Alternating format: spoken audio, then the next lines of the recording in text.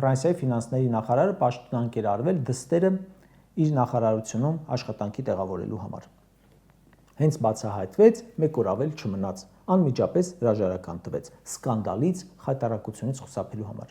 Արտաքին գործերի նախարար Արարատ Միրզոյանի կինը Գոհար Աբաջյանը նշանակվել է ներդրումների աջակցման կենտրոն հիմնադրամի տնօրեն։ Ընդ որում, այդ հիմնադրամի հոգաբարձուների խորհրդի անդամներից մեկն էլ իր ամուսինն է, նույն Արարատ Միրզոյանը։ Ֆրանսիայում դա շահերի բախում էր, բայց Հայաստանում ոչ։ Դե Ֆրանսիան մի անգամ էլ եմ ասել, ինչքան հաց ու պանիր պիտի ուզի, որ հասնի Նիկոլի կառավարությանը, ժողովրդավարությանը։ Նիկոլին որ հարց տաս, բա ասում էր ԽՑԲ-ն ենք մերժում, երկիրը սարքել են բաջանաղա պետություն, բայց ո՞նց է ստացվում։ Կընկնի ծայրահեղությունների մեջ, կասի, հա ինչ, ուզում եք նախարարի կինը ոչ մի տեղ չաշխատի, չէ թող աշխատի, բայց ուրիշ տեղ չկար, պարտադիր պիտի բարձր պաշտոնյայի ընտանիքի անդամն էլ չալախաչ պաշտոնի լինի,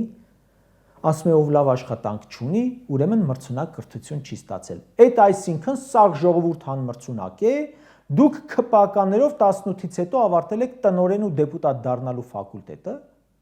կարող եք ՔՊԱ-ական падգամավորի եղբայր, ամուսին, որդի ասել, որ բանվոր է աշխատում։ Կարող եք մի բարձր պաշտոն ասել, որի նշանակվել է ՔՊ-ի հետ կապ չունեցող մարդ։